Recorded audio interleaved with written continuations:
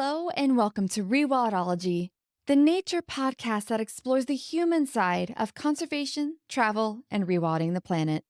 I'm your host, Brooke Mitchell, conservation biologist and adventure traveler.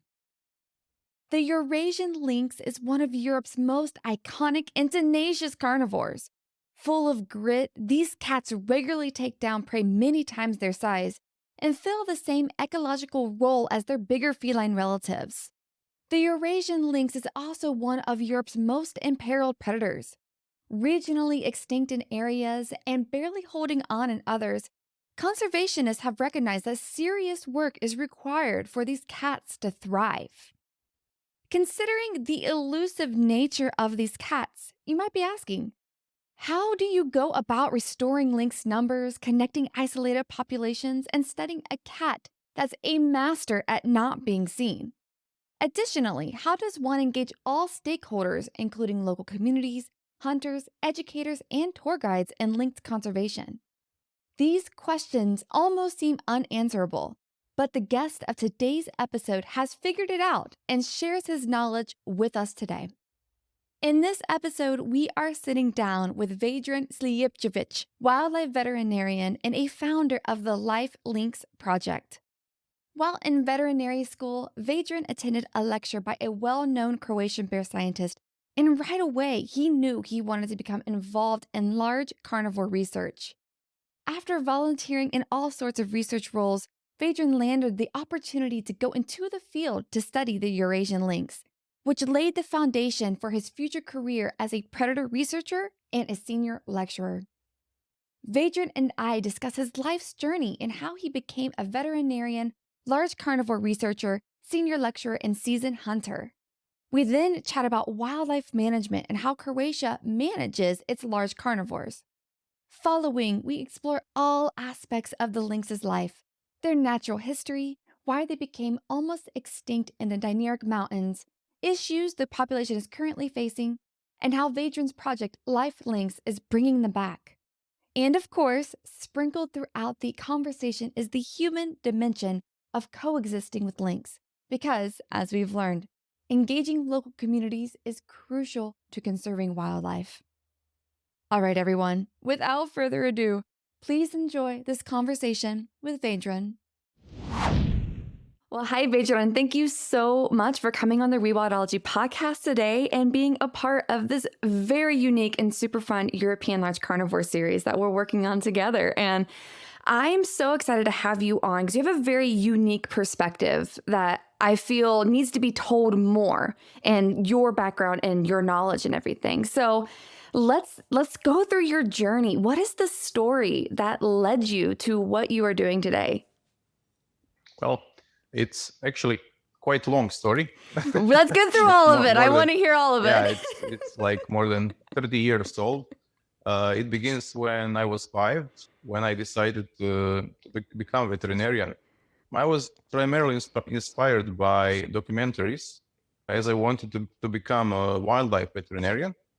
And with time, like with growing up, coming to find that Croatia is quite a small country, which actually doesn't need wildlife veterinarians.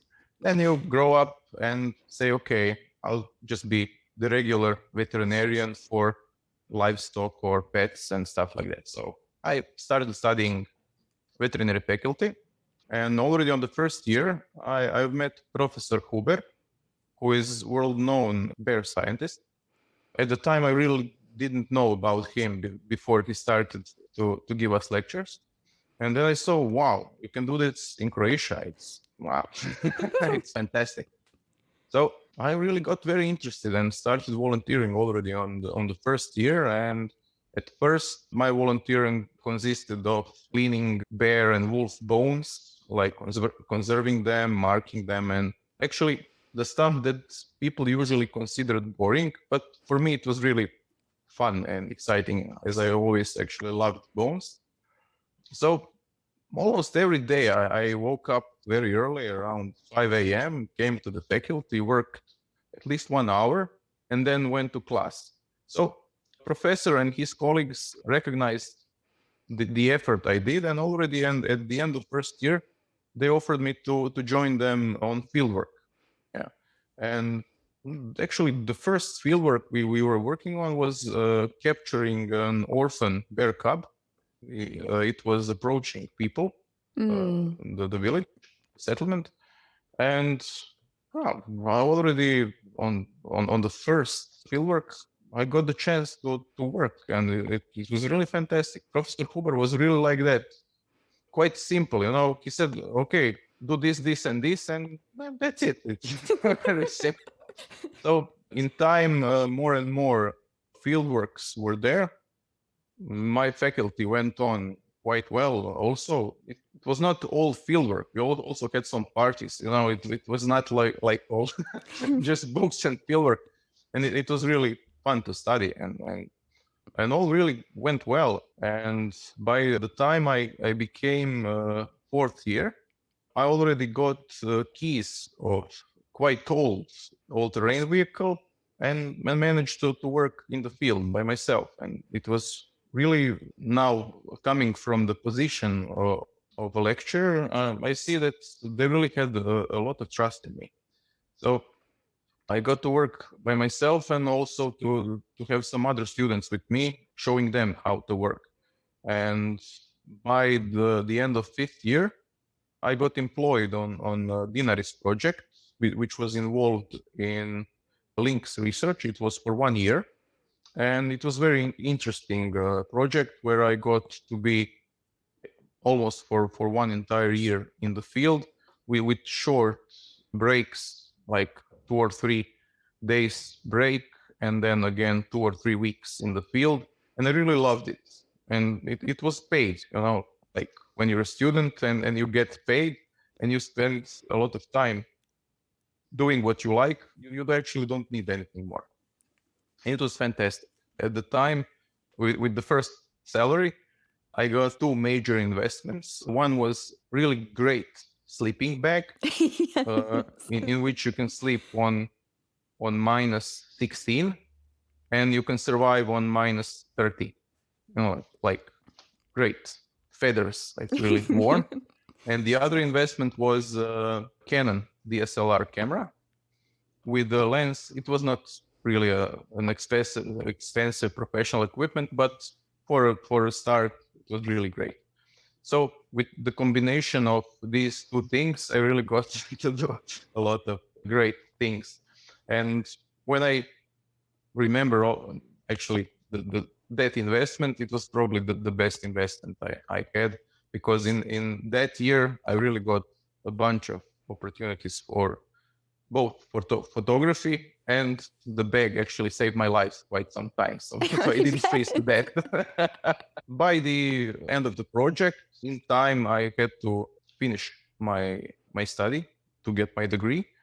And the project, as it's finished, already from one institute, people already knew about my experience with large carnivores, and they employed me as an associate for wildlife research. And then there I got actually some other qualifications like deep sea diving and speleology and caving. Yeah. And What? That's crazy. I got qualified to work on heights, you know, like they were really great. Things. Yeah. And again, I spent a lot of time in the field, and it was fantastic. And in time, maybe 2 years later, I got an offer from Karlovac University of Applied Sciences. They were looking for an assistant to employ, just to work on class. But again, they were quite open to people bringing in some projects and working on projects, and also including students on those projects. So I said, okay, let's see what they have to offer. And we had a little chat, and I really got interested. Okay, sounds like a great opportunity. So I got a job as an assistant. It was in 2010. As an assistant on Karlovac University of Applied Sciences, Department of Wildlife Management and Nature Protection. There I work now, but now I'm a senior lecturer. And I must say it's really a great combination, because in time, as I worked a lot in the field, met actually a lot of people, and also am, I would say, seasoned hunter, and I actually cannot say if I'm more of an environmentalist or a hunter. Although those two things are not that opposite, they actually overlap. But I'm not actually sure what I started first. So it grew, both sides in me grew quite well and quite fast. So on this department, I really saw the opportunity to work with young people. And as we don't have only young students that are 18 or 19 years old, and we also have people that maybe already work somewhere and they want to improve their skills. We also have actually a lot of communications with people that already work as park rangers, nature park rangers, and on positions like that, and also young people that want to do that. So actually, I saw a great opportunity to educate these people in a way they can do their job as good as possible. And as I worked before, I work now. Currently, it's sometimes even hard to count all the projects I'm working on currently. I think I'm around 5. Wow. And but maybe if I check with some people, maybe it's even 6.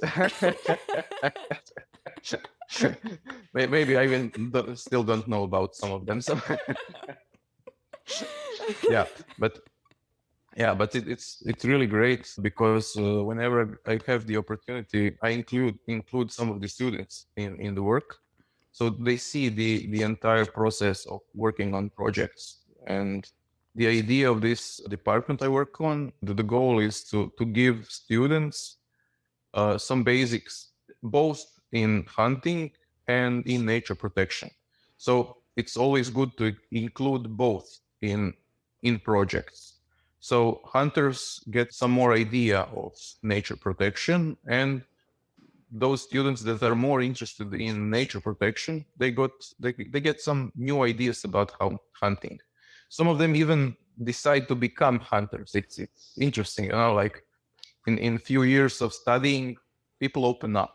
Yeah, so they somehow change their minds. And we also have some people that were hunters, and they, after they graduated, they actually stayed hunters, but later on employed themselves in nature protection agencies or national parks and such. So it's really interesting. I don't think that I actually had something to do especially with it, but it's nice to see this process, you know. Yeah. Currently, one of the projects I'm working on is LIFE Lynx project, which is dealing with problem of inbreeding of our lynx in Dinarics in Croatia, Slovenia, and Bosnia.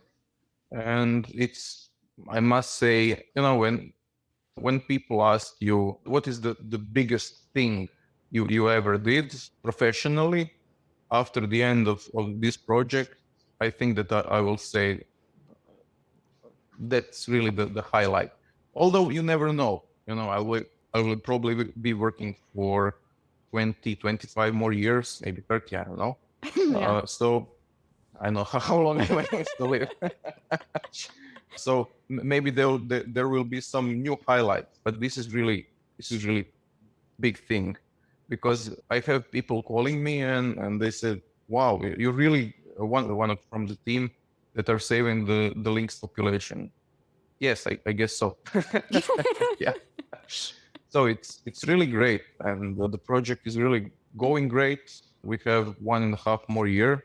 It's slowly rolling towards the end, all as planned, and it's very rewarding. And people from all around are recognizing this project. The media is following us, I would say, in step. They're always behind us.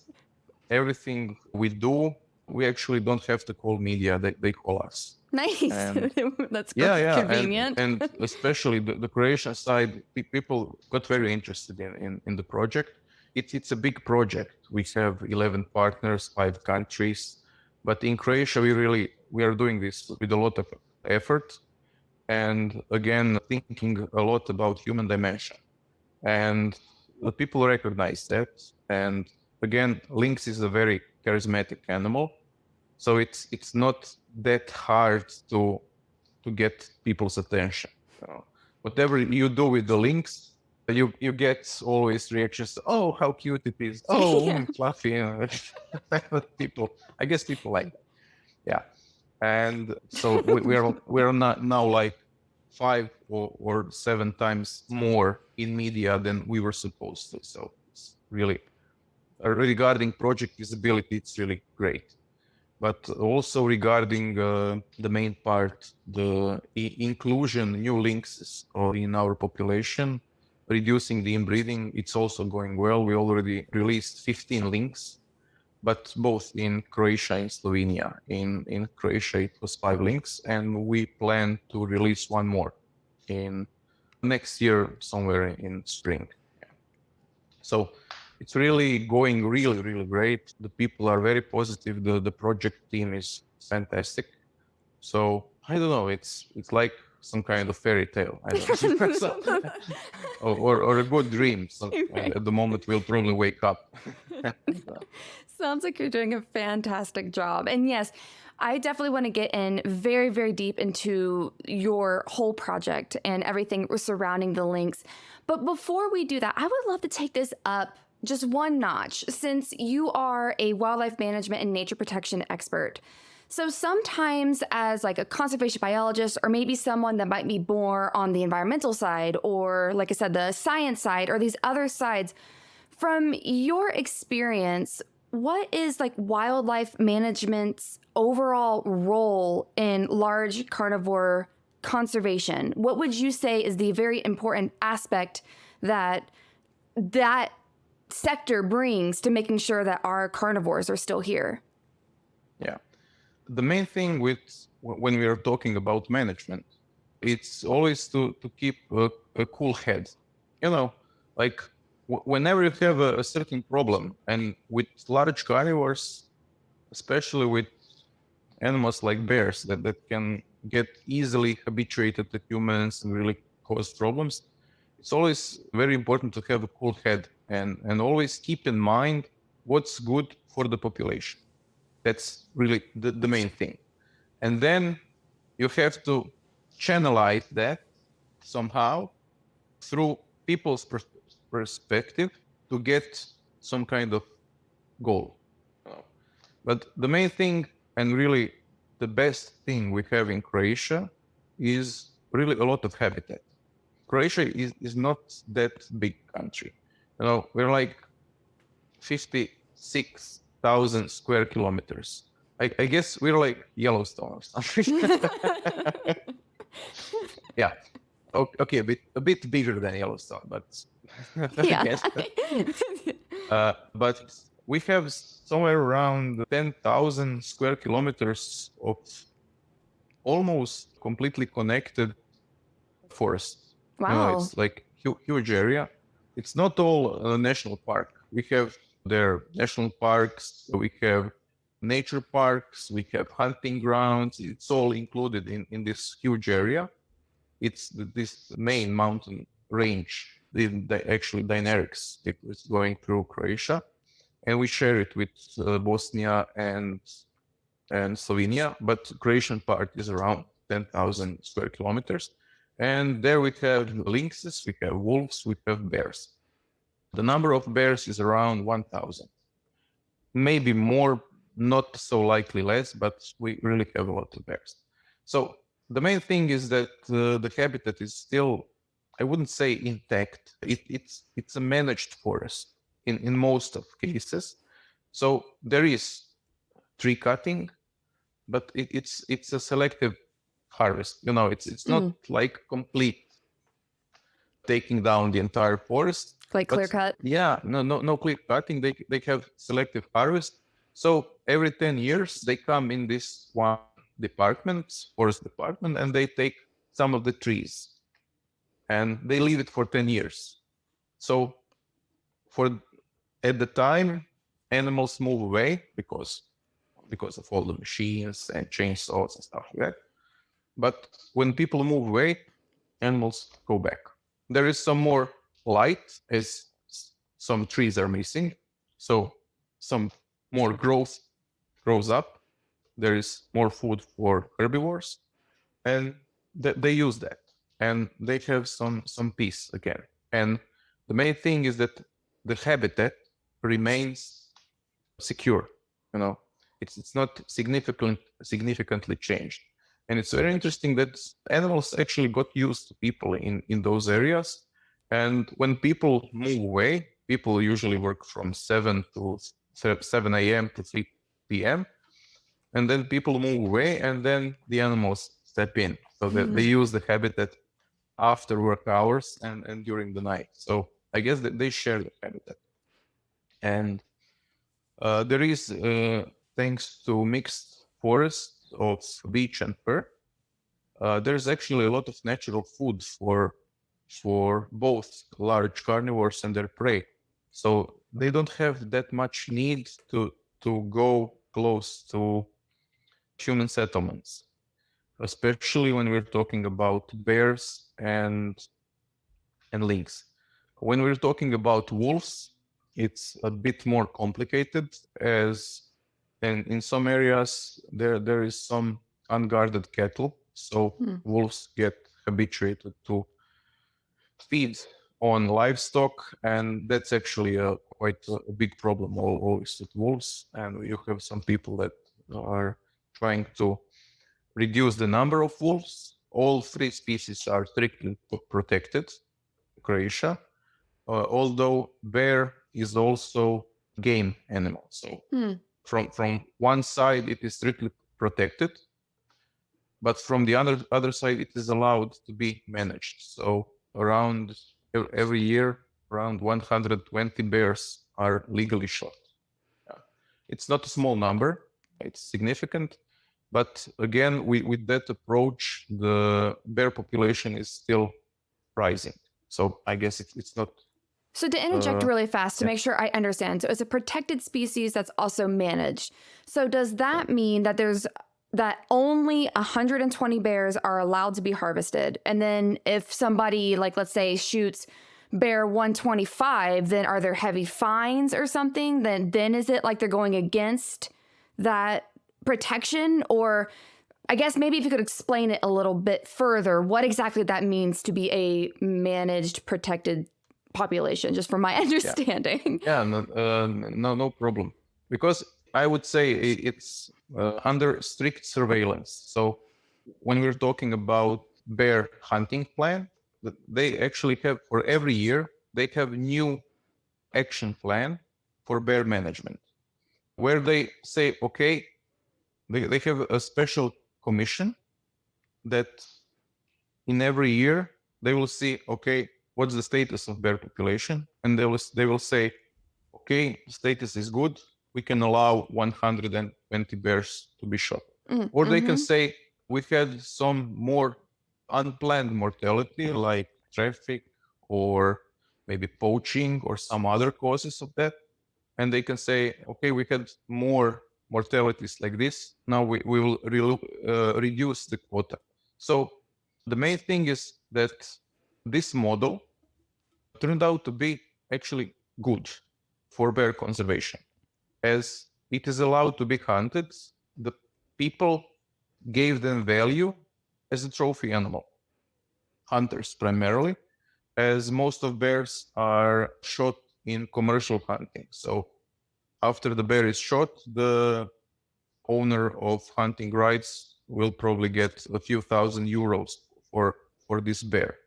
Otherwise, if he's not allowed to shoot the bear to get this commercial, I would say, reward for having the bear in the hunting round, then he will actually mostly have only problems with bears. Because bears are, like hairy children. Like they just go around and make some kind of mess. Because they will mess with beehives, sometimes they will mess with livestock, do damages even sometimes on cars or on agriculture and stuff like that. So like some kind of compensation for that, bears are allowed to be hunted. And again, it's actually a model that works quite well, because hunters say, okay, I will tolerate bears because I can hunt them legally. Otherwise, the poaching would be more than it could be controlled, because if the bear makes more damage, actually, if a bear makes some damage and it's not, and it doesn't have any chance to give you something back, then it's just a menace. It's just a problem. I'm not looking from my perspective. I'm looking from perspective of people that live there. Right. And yeah, and when they get some kind of compensation for bear, like this commercial hunting, although it's not the only way you can have benefits from bears.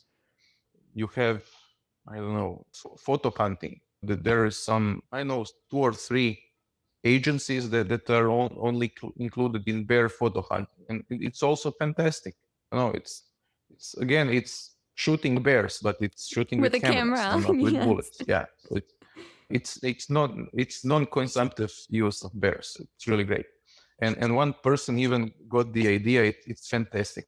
He actually vacuumed bear scat, their feces, and he's selling that. He has the entire pack. It's with colors and the illustration of bear, and he's calling that product bear shit. And people are really buying it and taking it home. It's as a souvenir. That's crazy. And it's fantastic because you can take that. You can find it on the road. Bear will not mind.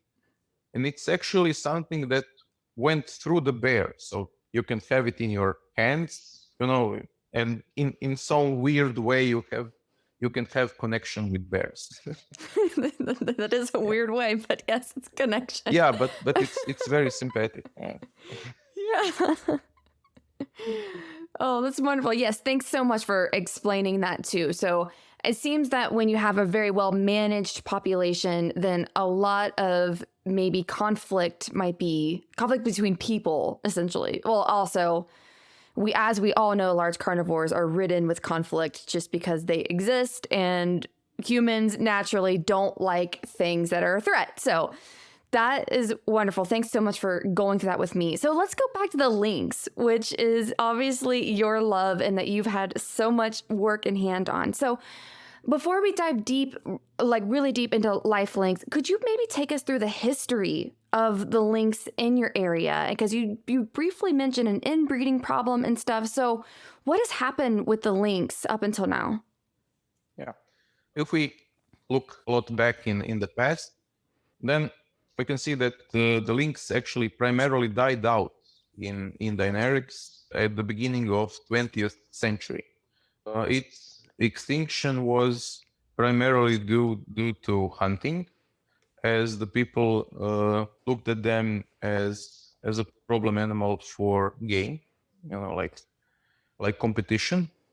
And also at the moment the habitat was highly reduced, as more people lived in the forest, lived from wood industry, and at the time they didn't have transportation to go from forest home and then again. They actually had to live in the forest. As people lived in the forest, they couldn't have livestock in the forest, and they were hunting animals around.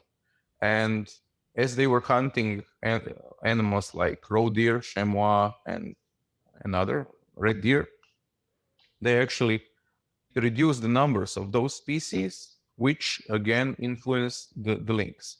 Those people also recognized the lynx as direct competition and worked directly in hunting of lynx. So in time, by the beginning of 20th century, the lynx in Dinarics died out completely. And it was like that for 70 years. And in 1973, Slovenian foresters and biologists together released 6 lynx in Kočevski Rog area in Slovenia. And that is considered to be one of most successful reintroductions of large carnivores anywhere.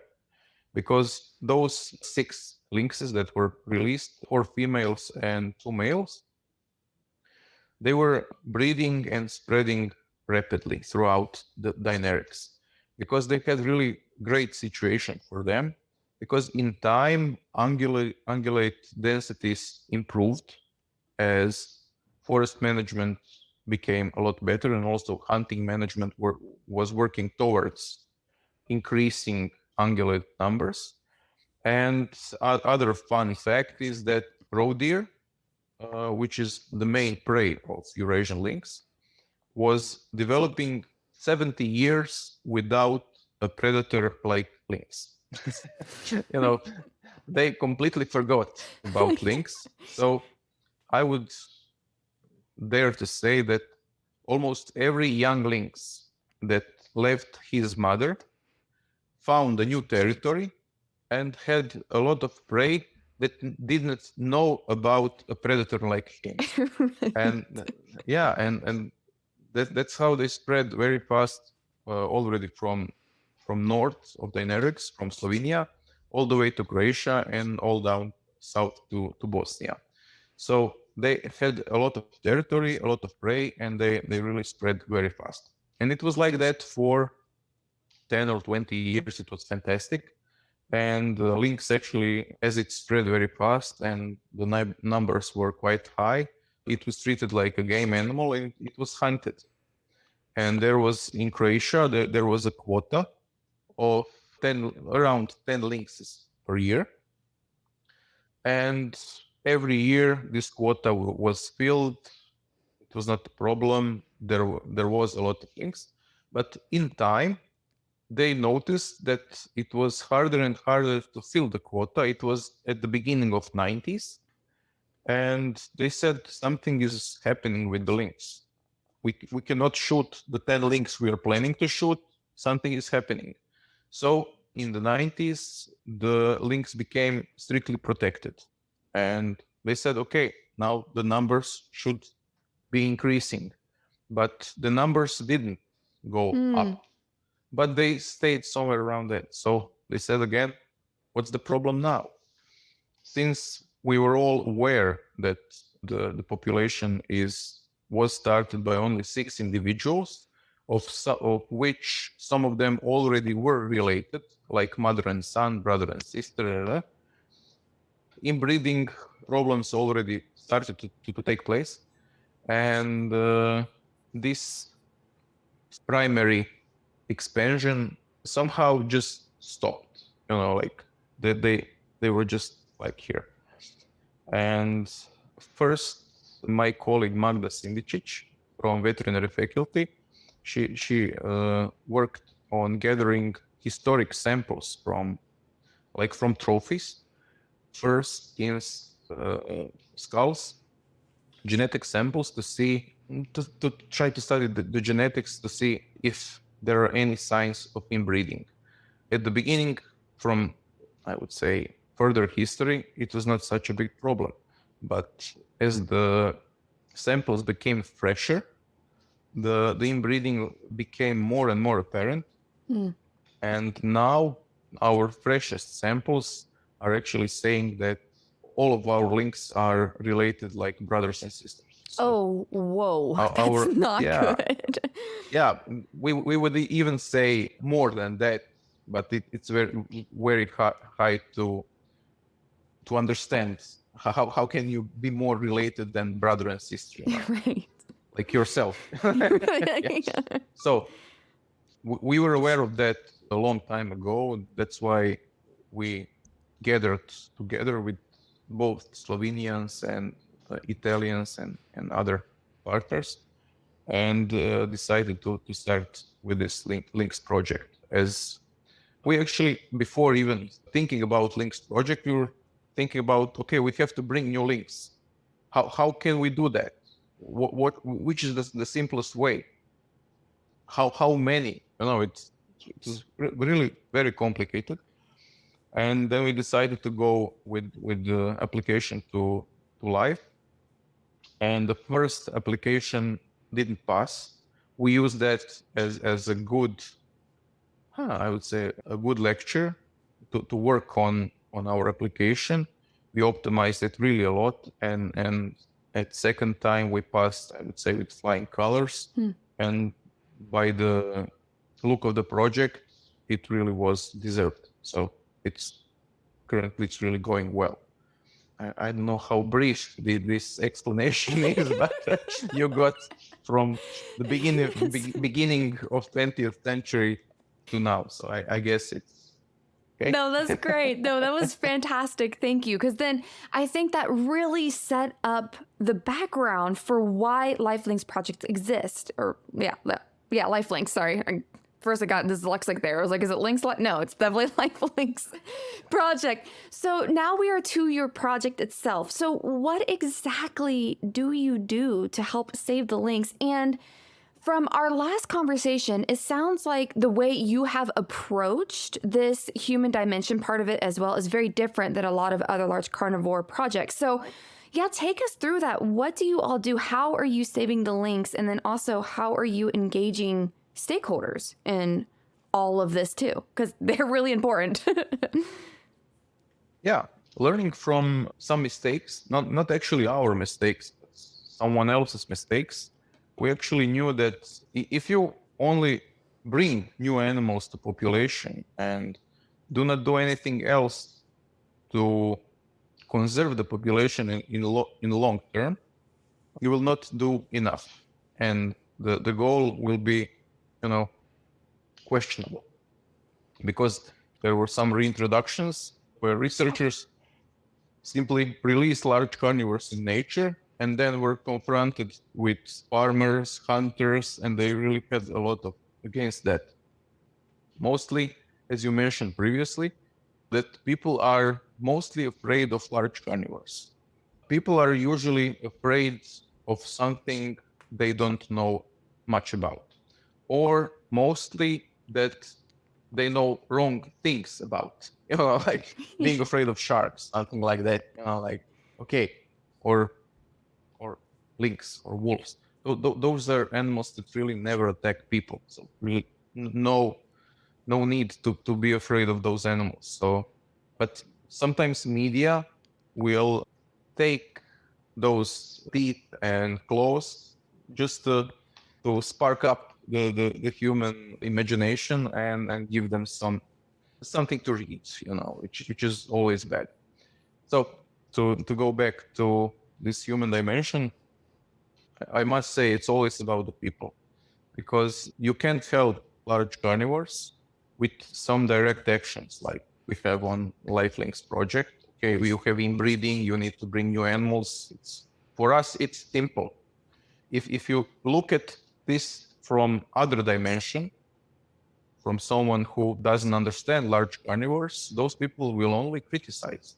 Like, why are you bringing these lynx? It will only eat raw deer. There will be less raw deer, blah, blah, blah, blah. And we have some people that are talking like that. But since we really did a lot of communication previously with people, those people are minority, really small minority. And if we did not do on these preparations, this education of people both through media or directly contacting people, those people would maybe even be majority. And then you could get situations like farmers or hunters blocking the roads, disabling the concrete actions. With good communication, we really got great response from people from all the sectors, because people understand that if we are talking about lynx, that a lynx is not an animal of high conflict. Lynx will not attack livestock. Lynx, it does eat raw deer, but it will never eat all the raw deer because then it would die. And with good hunting management, there can be enough raw deer for lynx and for humans. If you pass that information to people clear enough, they will accept it. But it's not when you come and tell that to someone, maybe on a lecture or on TV, people will not believe that. To get the people to believe that, you have to include them in research. You cannot include all the people, of course, but the most important thing is to include the people that matter the most, the people that live there. With lynx, key stakeholders are the hunters. And one of the goals of LIFE Lynx project was to include the hunters in research.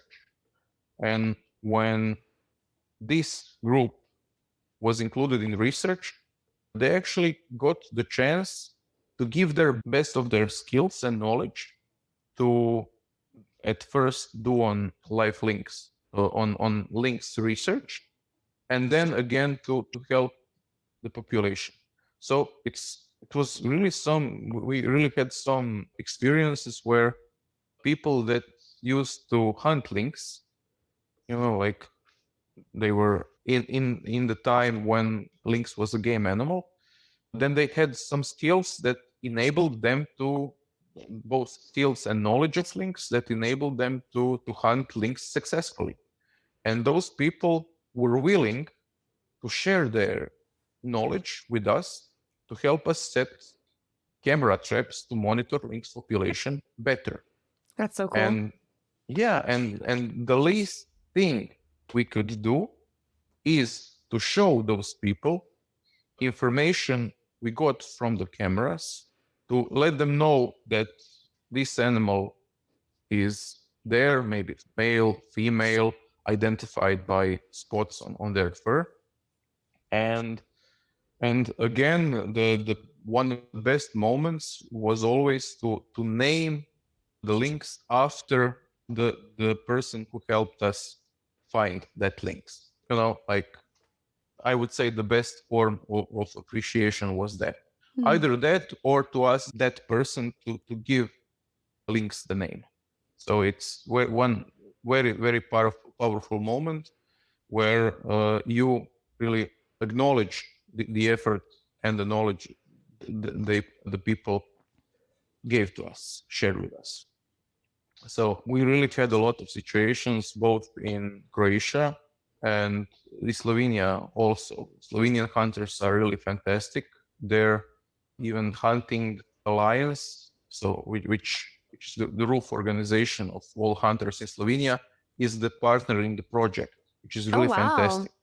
Yeah, they even had this year, they have on this great hunting fair, they had International Lynx Day, where we all came and we presented our work on lynx, and there were some hunters talking about their experiences. It was fantastic. Wow. We had around 100 people there were some of us from Croatia, also my students, a lot of people, hunters, researchers from Slovenia, some from Italy, and such, that came there to in some parts to honor the lynx.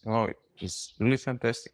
Because why the lynx? As I previously explained, if you manage your roe deer good, if you have good management, you will have both enough roe deer for hunting and for lynx. And again, if you look at it that way, if you have lynx in your hunting ground, then you are doing something good. Yeah, it's not a bad sign. In some past times, people used to believe that lynx will kill all the roe deer, and if you see lynx, oh my God, all the roe deer, all the deer. Like, so you have to kill it. You have to kill it, otherwise it will be. So one of the key part, not only of this project, but of most of our work, is to destroy the myth, because some of the myths were that the lynx will only drink the blood of the roe deer and they leave the rest, and it will kill the other roe deer, and there's just like drink a vampire the blood. Or something. Yeah, but then we explained, no, that's not the lynx. That's Dracula. You got that confused. Yeah. That's a book and a movie. Yeah. So there was really some wrong myths regarding hunting population with hunters. Some hunters like to believe something peculiar, like some myths are really worth of repeating, and a good gossip is sometimes better than truth and stuff like that. But if you make the truth sexy enough, if you make it very interesting, but only you just take the facts, nothing else. You don't go outside that, but you present them in a way to make them a bit more interesting. Just the presentation, the people will accept them and they will pass them on. It's fantastic. And I guess, well, that's not all I can say about human dimension. We also have these local consultative groups at the beginning of project, call them LCGs.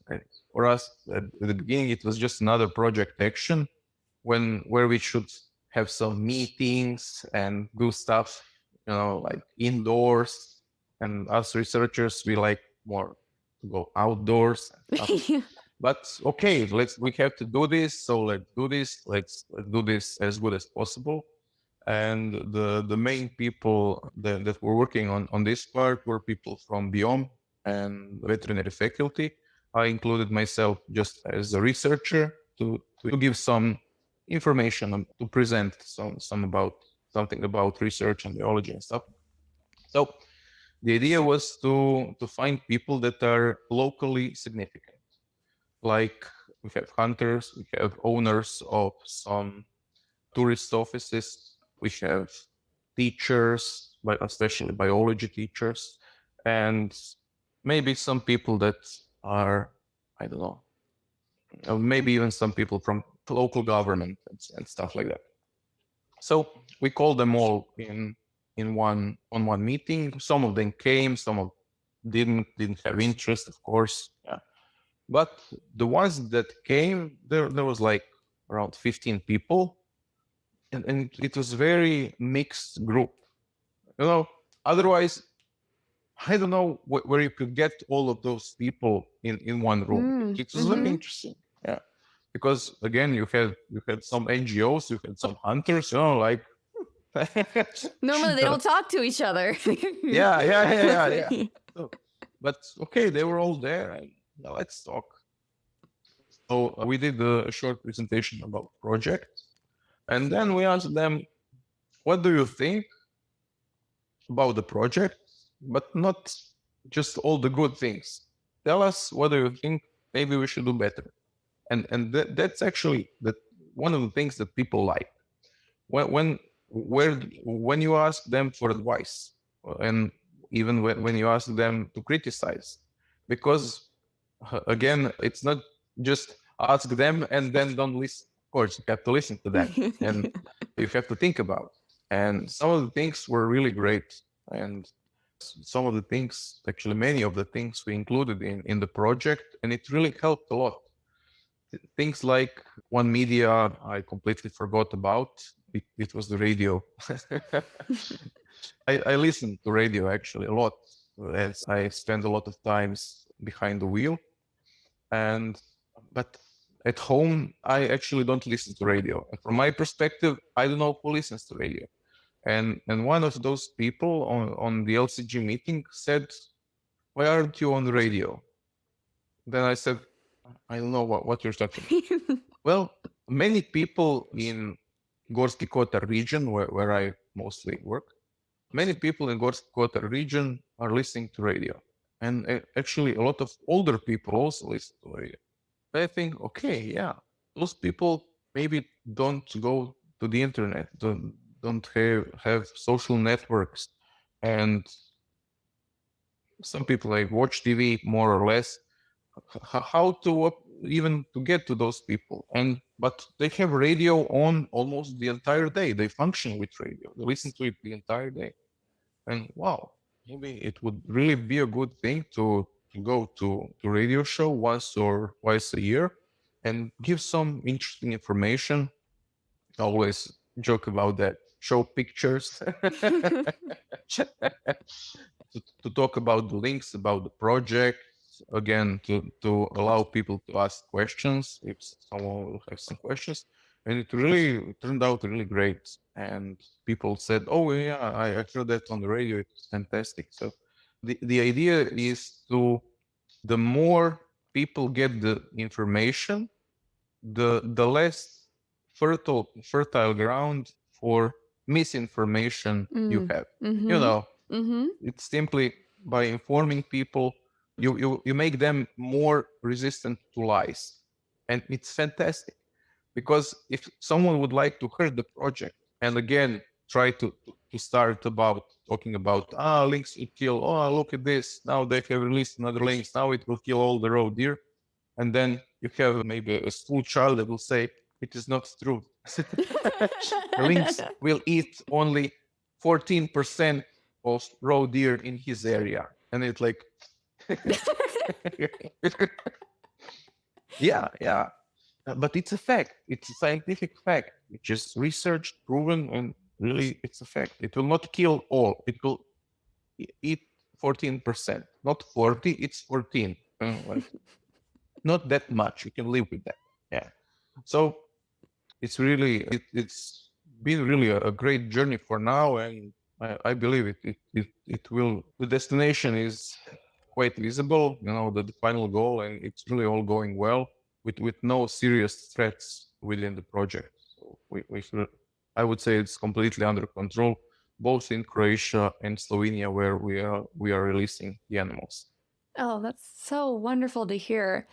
And I think there's this question as I was sitting down preparing for this episode, that one of the reasons why I was really excited to talk to you is you are a hunter yourself. And a lot of these conservation projects, the people that are involved making it or going out and talking to people aren't hunters. Like, they are a different demographic. They're biologists, they're whatever.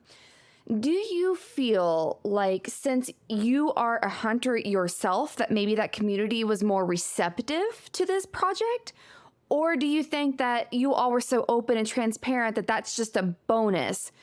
What do you think people have observed? Do they connect with you on that? I just really am curious to hear what you've experienced with that dynamic. I can really say from my perspective and from experiences of other people, maybe just veterinarians or just biologists I work with. In most of cases, if you're a hunter and the hunters you're talking to know that you're a hunter, it will never look at you with the same eyes that they look the biologists. No, it can never be the same perspective. Again, biologist has definitely a lot wider view of the ecosystem, but biologists can never have hunter's perspective. But if you have at least a part of that hunter's perspective, then you can explain some things to him from his point of view. And most of biologists I work with ever don't have that dimension. That they can explain things on so many ways. Great things. They can understand. Students, school children, general public can understand. But the hunter's point of view is very interesting, because with hunters, they're again not, you cannot put them all in the same box. Right.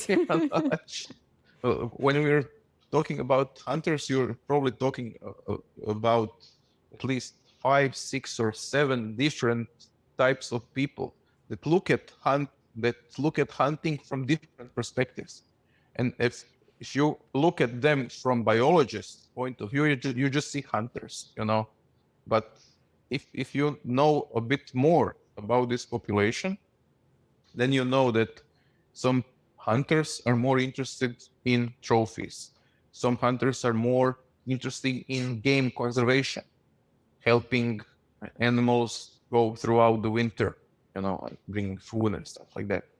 Some hunters are highly selective in harvest, and they will shoot really only weak animals, and they really are very, very careful with the animals that they select. Some hunters are maybe just interested in meat. some hunters are maybe just social. It's fantastic. I know so many hunters. They even don't go hunting. They just go there and drink coffee. Or beer. We come to hunt, and they're just drinking coffee. We go hunting, and we return, and they're still there. You know, like, so what are you doing there? But some people just function like that. It's mostly older people that's already hunted a lot, and they're just talking about old times and stuff like that. So I guess they had enough of hunting. So now they just socialize and stuff like that. So those are really different groups of people within the hunting community, and it's very interesting. But when approaching people as a hunter, you have actually a lot more in common, and they will always listen to you more directly, and they will trust you more than they can trust a biologist. If you're a biologist and you come to communication with hunters, then you actually have to work a lot on establishing that trust. Because, you know, like, hunters are somehow, in some cases, I wouldn't say afraid of biologists, but really don't, as biologists will not understand hunters, hunters again will not very often understand biologists, you know, as meat eaters will not understand vegetarians on some occasions, stuff like that. Yeah. So, but that doesn't mean that they don't have to be friends. They Right. cannot be friends, you know. No, they can work together. So it's always very important to try to find some things in which they overlap. You know, like, if you're a biologist, you like the idea of having conserved ecosystem, that the forest is normal, that it's healthy, that you have animals in there. If you're a hunter, you actually want the same thing. And the only thing more, maybe you would like to take a rifle and maybe take out some of the animals, or even not. But with lynx, if we're talking about lynx, many hunters look at the lynx as, I would say, a bonus in this hunting experience. And I always try to tell them, again, from this other point of view, when I show them the example of people that in some countries where lynx was extinct and still is extinct, and they say, and on these examples, I say, okay, so this guy in this country, I don't know, Austria, he will have maybe dozens of chamois or roe deer or red deer, but when he sits on his high hide to go hunting, he will not see anything else. You know, like, Yeah. okay, another roe deer, you know, like, Yeah. oh, this one has bigger antlers. Oh, it's a good day, you know. But what if you get the lynx? You know, not the lynx to shoot, but just to see. You're here waiting for your prey, and you see a lynx on the other part of meadow. He's also hunting, and even if you see with your own eyes lynx hunting on a roe deer, so it's something that maybe just a few dozens of people even saw in their lives. You know, it's so rare. And how many people have shot roe deer? Hundreds of thousands. You know, Right. it's not that important. No, it's what this biodiversity is all about. So this part, the story I just told you, a biologist cannot tell you this story. Right. Sorry to correct myself. A biologist that is not a hunter. You know, Right. this is this hunter's perspective. You go hunting, and then you see something which is rewarding in hunting, and it is related to large carnivores. Yeah.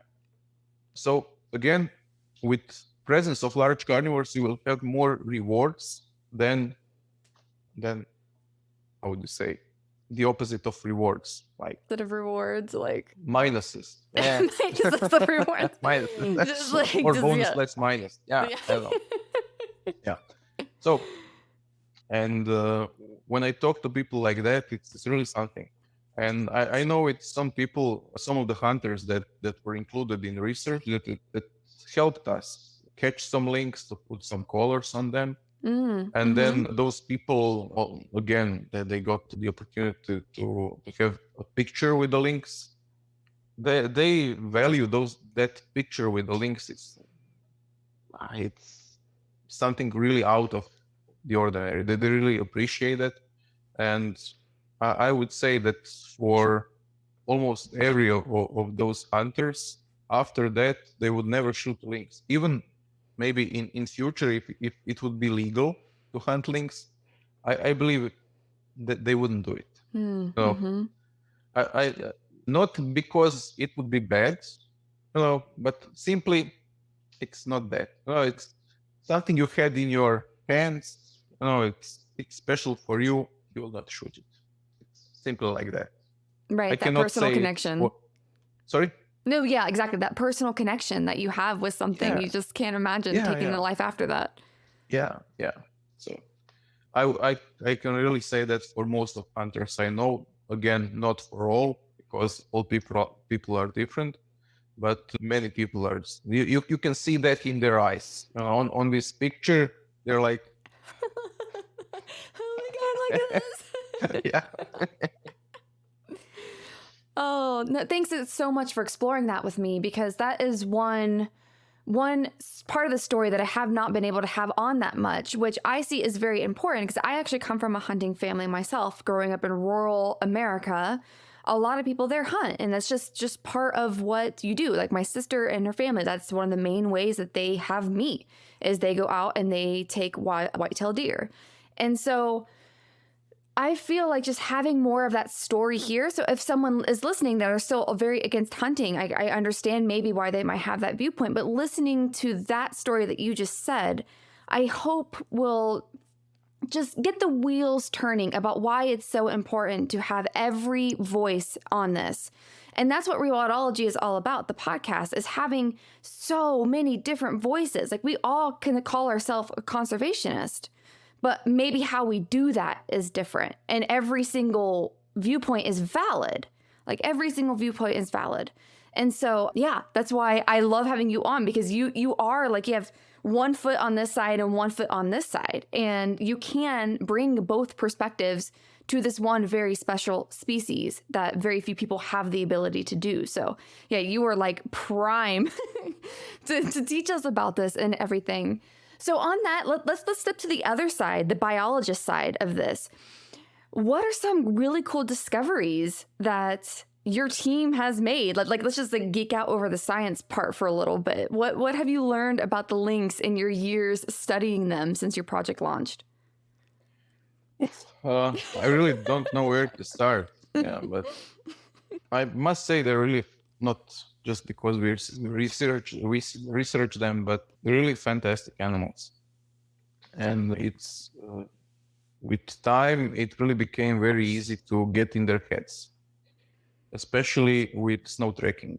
When you have enough snow and then you go snow trekking, you don't see that lynx. You cannot see the animal directly, but just going after the tracks, you can see everything the animal has seen. You can, if you're reading the tracks correctly, you can get a good lynx perspective of the world. And the main thing with the lynx is I can start with their senses. Their main senses are eyesight and hearing. And they actually share that with humans, because when we are in nature, most of the information we get is with our eyes and with our ears. Then we have the nose and everything else. It's similar with lynx, although their eyesight is a lot better than ours, and their hearing is a lot better than ours. Their sense of smell is not that good compared maybe to other large carnivores. Again, human sense of smell is something, again, not that good. Again, compared to animals in general. I must say, just today, I found a killed roe deer. It was killed by a lynx. I found it, I felt the smell 150 meters away from the kill. Wow, So, that's really impressive. Holy we're not crap. that bad. At least your nose is not that bad. You can smell dead carrion anywhere. Yeah. Because I was like, there is something, and the direction of the wind, and I really found it, and I was so happy about it. My two colleagues they also felt the smell, but they couldn't tell direction. So, so then I was so happy, and I found it. They didn't want to come down because it really had bad smell. Yeah, but again, most of our experience of the world is with sight and hearing. Smell is not that strong.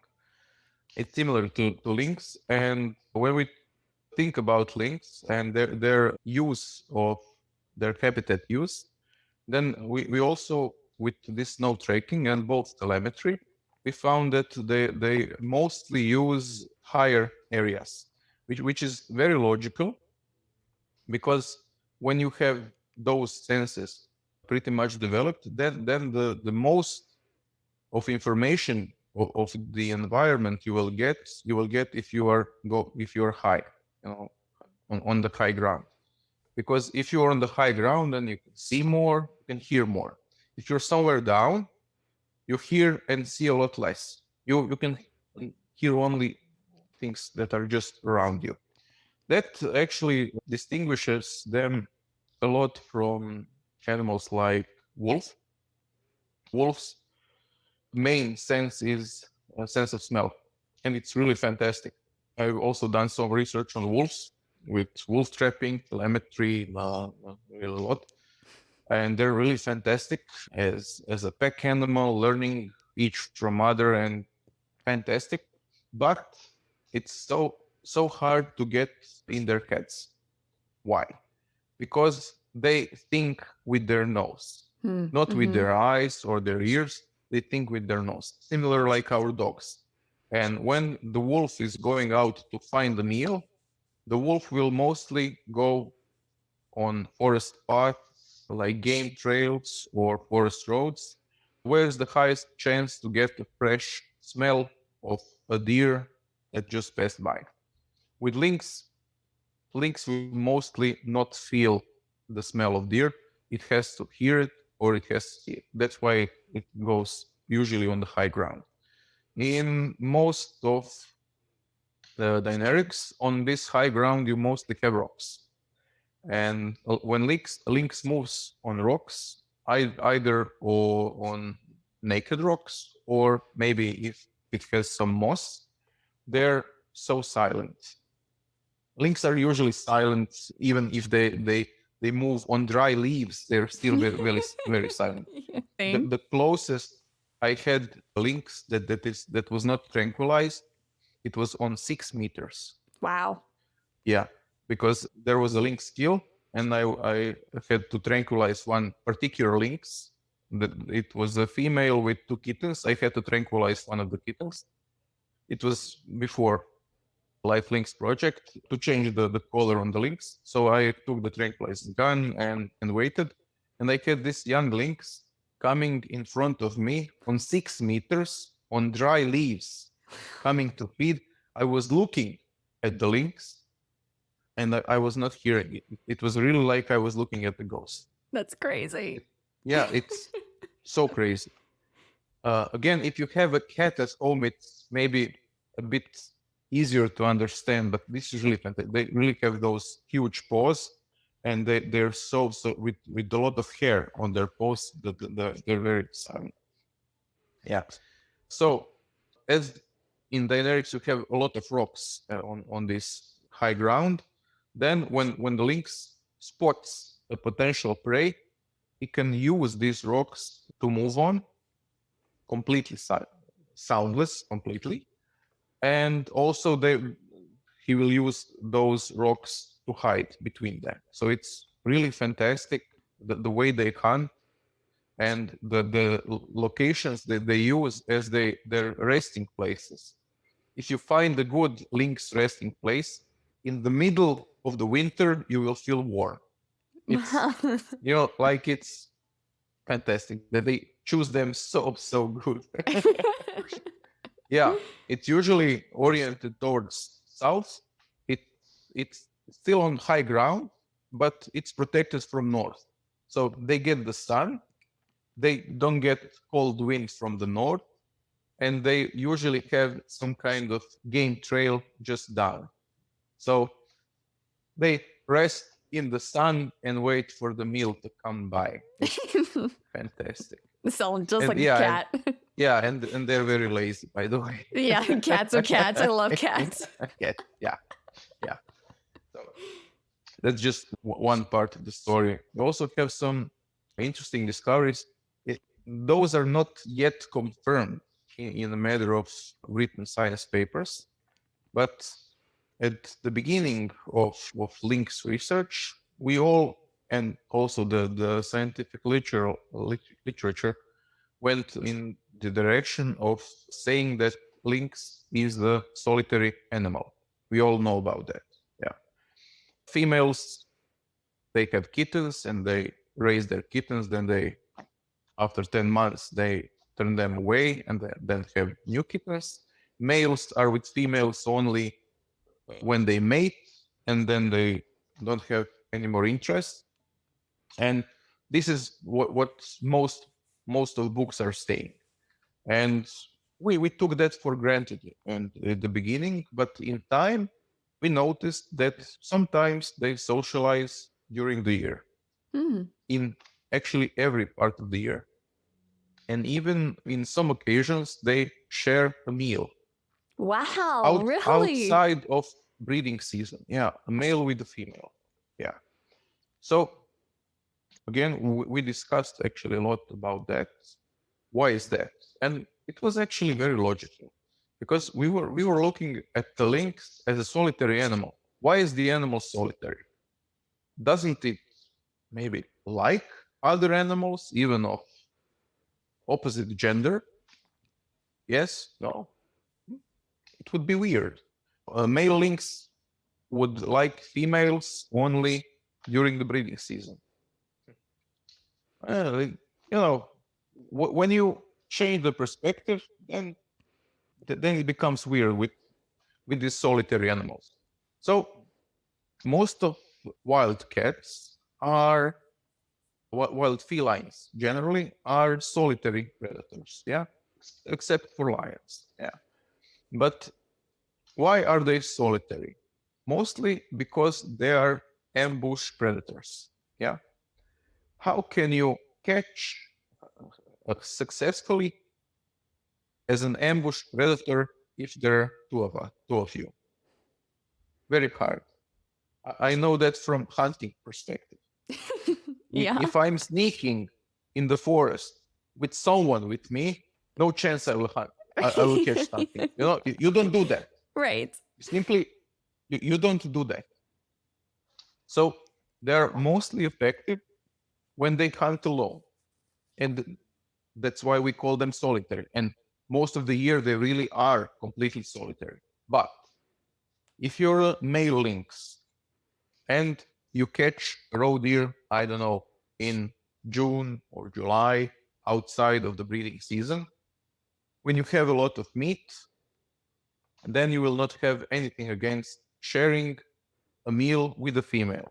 Why is that? One reason is maybe to stay on her good side, so she will remember you when the breeding season comes. Well, maybe it's not a bad idea. Yeah.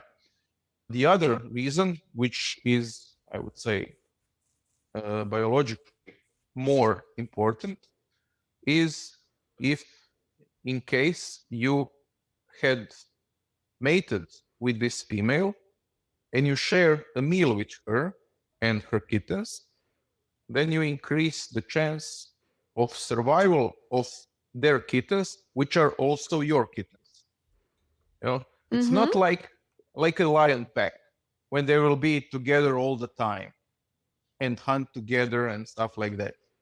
But with lynx as a solitary animal, it's more distance, but sometimes again, sharing this meal, I believe it is important for their social networking, I would say. Those are really some of the things we came by. There's really a bunch of it. I really don't know, but this is one of the things that really fascinated me, because more you think about it, it makes more logic. If you will be thinking about it, maybe in a day or two, you will say, "Wow, yeah, they're great." Yeah. And being so involved in cat conservation like I am, we're starting to see more discoveries like this, because I know there's been some similar stories about mountain lions. It's like pumas, cougars, one cat that has a million names. That there's been some similar discoveries where they're like, we might have been wrong on how solitary these cats actually were. So it's really cool to see that multiple cats, as we are studying them more and more, their lives are starting to open up to us. And they have this whole other side and dimension that we just didn't know about. Because again, you can go see tigers easily, on safari. You can go see lions. You can go see these other species. But the super cryptic ones, like lynx, are pretty much impossible to see unless you're a researcher like you. But even then, I'm sure it's still not easy. Mountain lions, I've been trying for years to see. I've tracked them. I've done everything within moral bounds to see a mountain lion, and I still have yet to do it. So those goddamn cats. But I will get one. And I will, when I do, I'll share. But yeah, so if we could take this thing full picture and summarize it, what do you feel, or what do you foresee is the future for the lynx in your area? Are you optimistic? Do you think there's still some more hurdles that we need to get through? But what's your vision for the future? With the lynx, I really believe that they have a bright future in Dinarics, especially with the Lynx project. This inclusion of the goal number was 14 animals released in population and included in population. But one very important part of the project is to release 5 animals in the alpine part of Slovenia, which is already with the Alps, which gravitates towards Italy and then Switzerland, which also has lynx population. So one of, I would say, the most important goals of the project is to connect alpine population with Dinaric population. In long term, it would enable circulation of genes throughout the Alps and Dinarics. In long term, genetically speaking, inbreeding would never be a problem again. Otherwise, with this inclusion of 14 animals in the population, if we did only that, in around 25 or 30 years later, we would have to do that again. Because the genes again should have to would wear out. But if we connect our population to another neighboring population, then it would be avoided. That's actually currently the main threat. And so we are mostly concentrated on that. Regarding some other threats, in Croatia, we actually have a lot of Natura 2000 areas, which are within this special Natura network, in which large carnivores are main goal of protection. So everything that is planned to be built in these areas has to be studied and has to be made in a way so it doesn't influence large carnivores significantly. Wow. Significantly, yeah. So in long term, regarding that, they're also safe. It's not a problem for them. So if you are, I don't know, building a highway, you have to make it on some locations. You have to make passes for wildlife and stuff like that. Yeah. So it's in that aspect, it's really fantastic. Regarding their prey species, most of prey species lynx feed on are on the rise. So it's really not a problem. So there is really a lot of food. Game management is going quite well. So it's not a serious threat. Actually, the main thing is maybe in not such a long term, but after this LIFE Lynx project ends, the question is how good monitoring of the species will be. Because now we have this big project, we have a lot of equipment, we have people, we really work a lot, and we have a lot of information. Most of in the last 5 years, from least researched large carnivore, we have most of lynxes known by names, literally by names. We have their names, their hefts, their sex. We know how many kittens they had. We know everything about them. It's fantastic. But when the project ends in a few years, we will have a lot of knowledge about them. But the current population status will be unknown. But again, we will know that the inbreeding problem is being dealt with the new animals. So the genes are spreading, so it will not be a problem. So the main challenge is to try to preserve the monitoring effort. And again, here the hunters are again very important, because throughout this project, many hunters, not only hunters, but also foresters, hikers, people from nature parks, national parks, and similar institutions got very interested in monitoring of population and have interest to maybe to maintain our equipment if we leave it in the field. Oh, So wow. camera traps on certain locations, if we make a good deal with the local people, maybe they will maintain it. So, for example, if some local hunting club will be interested to have 2 or 3 camera traps in their hunting ground, where they will change batteries all the time. Of course, we use only rechargeable batteries, so it's sustainable. Maybe they will have interest to take children from schools to show them about the lynx, to show them about deer, and to give them the input of the entire story. So it's something we're trying to make also sustainable. It's not that easy, because you don't have such a good feedback everywhere. But if you get a good feedback here and here and here, maybe the people that live here also might get interested, because they will say, oh, yeah, these guys are doing this. This might be interesting.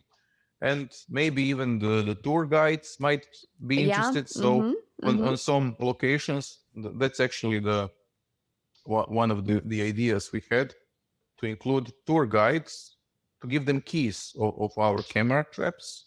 They're usually in metal housings. Okay, no problem. You have some tourists. Well, go with them, show them pictures, just change the batteries and send us the pictures. Yeah, we educate those people a little bit, because those cameras are mostly fixed. So just people have to learn a few settings, and it's very simple to use, and we get the information, and people get also some interesting information. And looking from people that are not local, like tourists, with tourists, they enjoy even the idea of being in the same area where large carnivores are. So I would say that us Croats are quite spoiled, and the tourists are quite humble. They're very happy if they see a wolf's cat or a bear footprint or something like that. And when you have Croats come to national park, okay, show us the bear, show us the wolf. You know, like, okay, we don't have any bears at the moment, but look, there's a bear footprint. Nah, give us the bear. You know, like, they want the bear. If you want to see the bear, you have the zoo. They're not coming on command.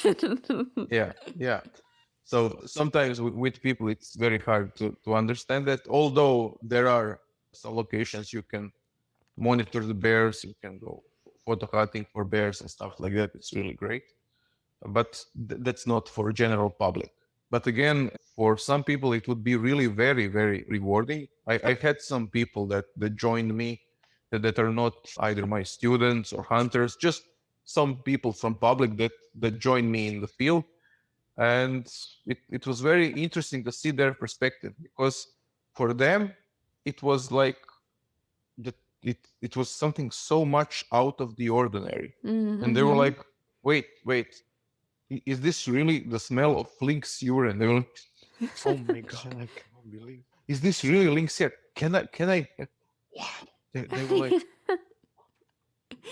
like this experience was overwhelming for many people. It's really fantastic. So I would say that some people are so humble and are so happy with so little. And if you bring them on some locations during the day, if they're not in large groups, you will not disturb large carnivores. We had lynx coming to the cameras 2 hours after us. They're really so cool animals that sometimes they just miss us. Yeah. That's so spectacular. And I really love to hear that you are also engaging the travel tourism sector, because like that's my angle, personally. So my ears always perk up when I hear that. So yeah, because I'm in conservation travel. That's what I do as my professional job. And it's because it is such an easy demographic to engage, because they already care.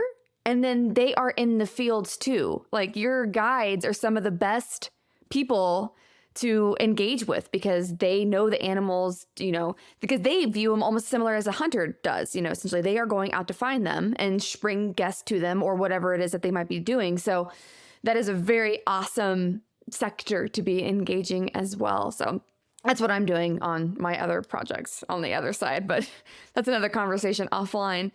Yeah, so let's just switch it back to you really fast. I know that it's getting pretty late for you, so I won't keep you that much longer, but you have experienced so much, and you have been a lecturer, you're a veterinarian, you're a cat expert, all of these things. What advice do you have for anyone listening, a message that you would really like someone to walk away with? This is one thing I wasn't thinking about, but message. I would say that the main, regarding large carnivores, the thing is always about the habitat. So conserving the habitat is everything. Once you destroy the habitat, when you fragment it, either you build highways, factories, wind farms, whatever. When you do it once, it will be so hard to bring it back to wild again. And again, large carnivores are very important indicators of that. So when you lose them, when you lose them once, and if you don't change, and it's so hard to change the habitat back to the old, even if you try to release them back, you take them, I don't know, from Croatia or Slovenia, and then release them back. In most cases, they will not, in that, I would say, restored habitat, they will not handle well, because all the good things in time just become lost. So I would say that for the people that have something to conserve, I really can encourage them to do it more. Like, if you have some patches, bigger or smaller of good conserved habitat, don't give it for anything. Because once it is destroyed, once it's compromised, you can never get back to the old. If you release animals like large carnivores in restored habitat, which is not 100% restored, you will mostly have problem animals. Those will not be large carnivores as we know them. and whenever you come to the area where you have large carnivores, don't be selfish and don't ask to see them. Be satisfied with signs of presence, and if you're a good researcher, you will find signs of presence of all the large carnivores if you know where to look. Yeah, I guess that would be the message. Oh, that's fantastic. No, I really, really love all of that. It was so good. And if anybody might want to get a hold of you or want to follow your work or LIFE Lynx, or just anything, they want to continue this on, what's the best way for someone to go about that? The best way, we have this project webpage, www.lifelinks.eu. There you can find really a lot of information about the project. It's really with the freshest news, and you can contact our team. You can contact me personally again on vedran.slijepčević@gmail.com. We also have this Croatian Facebook page, which is really great because we directly contribute as researchers. But again, it's in Croatian, so I don't know how much you can understand from that. But really, we get really a lot of great footage. We also give some great news. So we even have some people, not that, it's actually quite a large number of people from different countries that follow our Croatian field blog on Facebook. I guess they use Google Translate or something. Yeah, probably. Yeah, but I see that many people from different countries are interested and they're included there, they're following, and it's quite interesting.